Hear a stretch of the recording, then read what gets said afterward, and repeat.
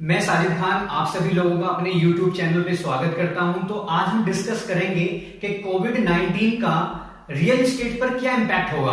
कोविड-19 एक वैश्विक महामारी है और जिसमें विश्व का हर एक मुल्क अपनी इकोनॉमिक डेवलपमेंट पर फोकस ना करके अपने देशवासियों की जान को बचाने में जुटा हुआ है।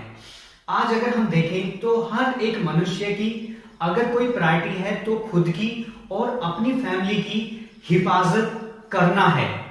कोविड-19 एक इनविजिबल एनिमी है जिसने देश के हर एक मनुष्य को चार दीवारी के बीच में कैद कर दिया है, लेकिन फिर भी हम मनुष्य हैं जो कि भविष्य के बारे में जानने के लिए बड़े ही एक्साइटेड रहते हैं। तो आइए हम डिस्कस करते हैं कि रियल एस्टेट पर कोविड-19 का क्या इंपैक्ट होगा। रियल एस्टेट जिसको हम तीन सेगमेंट में डिवाइड कर सकते हैं। Number 1 residential property, second commercial property, third affordable segment.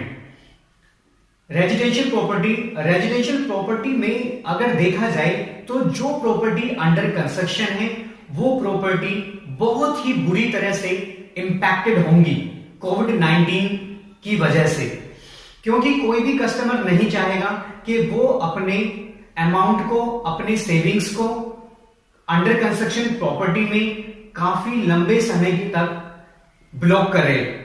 अब सवाल आता है ready to move in property का। नो डाउट कि ready to move in property पर भी इंपैक्ट होगा, लेकिन रियल एस्टेट एसोसिएट्स या बिल्डर के लिए एक खुशखबरी वाला सेगमेंट अगर कोई हो सकता है तो वो ready to move in property होगा, क्योंकि कोविड-19 एक वैश्विक महामारी है। तो वो लोग जो एनआरआई हैं, पीओआईज हैं, पीआईओ हैं, वो अपने मुल्क के अंदर वापस आएंगे और कहीं ना कहीं उनकी प्रायोरिटी होगी कि या तो वो रेंटेड प्रॉपर्टी में शिफ्ट हों या अपना कोई apartment ready to move in का अपनी और अपने फैमिली के लिए खरीदें। दूसरा जो कि कमर्शियल प्रॉपर्टी है, कमर्शियल प्रॉपर्टी में चाहे रिटेल हो या ऑफिस स्पेस, दोनों ही बैडली इंपैक्ट होंगे कोविड-19 की वजह से। आज हम देखते हैं कि सारे रेस्टोरेंट, मॉल, मल्टीप्लेक्सेस, हर एक इकोनॉमिक रिलेटेड एक्टिविटी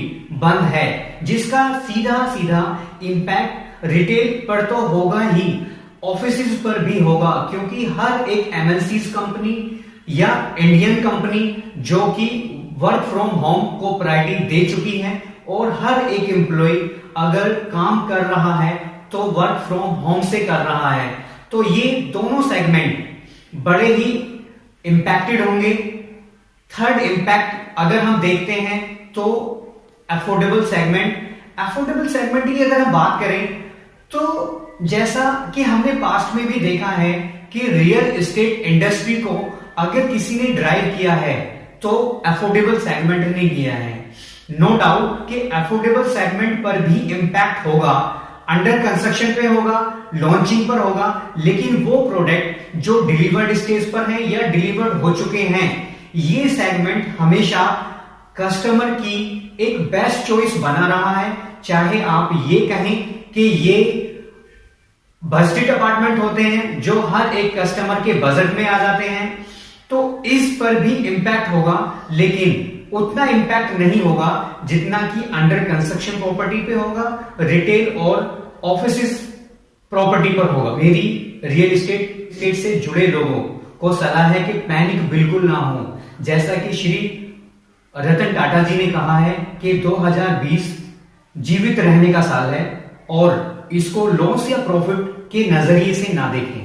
किसी भी तरह कोविड-19 से अपने परिवार को सुरक्षित रखें, कर्म को बिल्कुल ना भूलें और 2020 में रहते हुए 2021 की तैयारी करें। और एक सलाह है कि नेगेटिव लोगों से बचें, पॉजिटिव रहें, पॉजिटिव सोचें और नेगेटिव लोगों के संपर्क से बचें, क्योंकि नेगेटिविटी भी एक कोविड-19 की तरह वायरस है जिसकी अभी तक कोई वैक्सीन डेवलप नहीं हुई है। अगर आपको ये वीडियो पसंद आई हो तो इसको लाइक करें। रियल एस्टेट से रिलेटेड जानकारी के लिए हमारे चैनल को सब्सक्राइब करें।